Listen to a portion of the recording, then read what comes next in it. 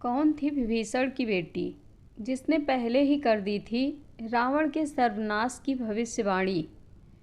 रामचरितमानस में रावण के भाई विभीषण की बेटी का वर्णन मिलता है, जिसने रावण और लंका के सर्वनाश की भविष्यवाणी युद्ध से पहले ही कर दी थी। विभीषण की बेटी का वर्णन बहुत सुंदर तरीके से किया गया है।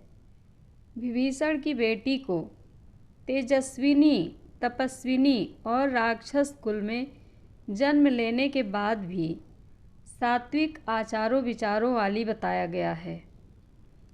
साथ ही इस बात का भी वर्णन है कि जो रावण किसी से भी नहीं डरता था, वह विभीषण की बेटी से खौफ खाता था। विभीषण की बेटी के पास कई दिव्य आसुरी और दैवीय शक्तियाँ मौजूद थीं। उसके पास भविष्य बताने की शक्ति भी थी। वह जो बोलती थी वह सत्य होता था। मान्यता है कि त्रिजटा की शक्तियों के बारे में रावण को पता था और वो ये भी जानता था कि त्रिजटा दिखने में जितनी सामान्य है उतनी ही वह शक्तिशाली है और उसके मुख से निकला हर एक शब्द सही साबित होता है। त्रिजटा विष्णु भक्त थी, इस बात का भी रावण को पता था, इसलिए वह उससे डरता था।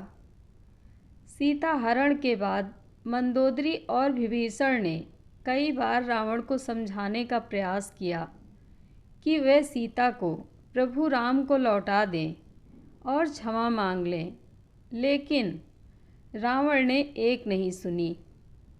उसने सीता को अशोक वाटिका में कैद कर रखा था, जहाँ पर 300 राक्षसी पहरा देती थी और सीता जी को अनेकों प्रकार से डराती रहती थी। रामचरितमानस में त्रिजटा का नाम आता है। वह अशोक वाटिका में सभी पहरेदारों की मुखिया थी और सीता जी की रक्षक थी। जब भी रावण माता सीता को डराकर चला जाता था तो त्रिजटा उनके मनोबल को बढ़ाती थी। वह सीता जी को विश्वास दिलाती थी कि एक दिन प्रभु श्री राम लंका पर विजय प्राप्त करके आपको यहाँ से ले जाएंगे। त्रिजटा विभीषण की बेटी थी और उनकी माता का नाम शर्मा था। वह राक्षस कुल में जन्म ली थी, लेकिन पिता के समान ही विष्णु भक्त थी। रामायण में उसे कई बार सीता जी को पुत्री कहकर संबोधित करते हुए देखा गया है। रामचरितमानस में त्रिजटा के उस स्वप्न का वर्णन किया गया है जिसमें उसने लंका युद्ध से पूर्व ही रावण के सर्वनाश की भविष्यवाणी कर दी थी। राक्षसी जब सीता जी को डराती हैं और प्रताड़ित करती हैं तो वह अपने एक स्वप्न के बारे में बताती है। त्रिजटा कहती हैं कि उसने एक स्वप्न देखा है जिसमें एक वानर पूरी लंका को जला देता है और रावण की राक्षसी सेना को मार डालता है। इतना ही नहीं, रावण गधे पर बैठा है और उसका मुंडन कर दिया गया है। उसके 20 हाथ कटे हुए हैं। वह सभी पहरेदारों को समझाती है कि तुम सभी का हित सीता की सेवा में ही है। त्रिजटा का स्वप्न उस समय पूरा हो जाता है जब हनुमान जी लंका दहन कर देते हैं।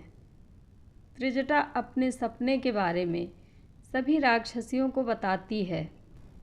त्रिजटा नाम राक्षसी एका, रामचरण रति निपुण विवेका, सबनु बोल सुनायस सपना, सीतहि से ही करो हित अपना, सपने वानर लंका जारी, जातु धान सेना सब मारी, खर आरूढ़ नगन 10 सीसा, मुंडित सिर खंडित भुजबीसा। इंडोनेशिया की काकबिन रामायण में बताया गया है कि लंका विजय के बाद सीता जी ने त्रिजटा को कई कीमती उपहार दिए थे। बाल रामायण और आनंद रामायण में बताया गया है कि लंका विजय के बाद त्रिजटा सीता जी के साथ अयोध्या भी गई थी। बनारस और उज्जैन में त्रिजटा के मंदिर भी हैं। बनारस में त्रिजटा मंदिर में महिलाएं मनोकामना की पूर्ति के लिए पूजा करती हैं। मूली और बैंगन का भोग लगता है।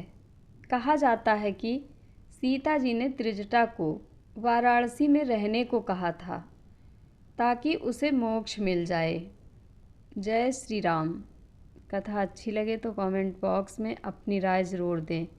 धन्यवाद।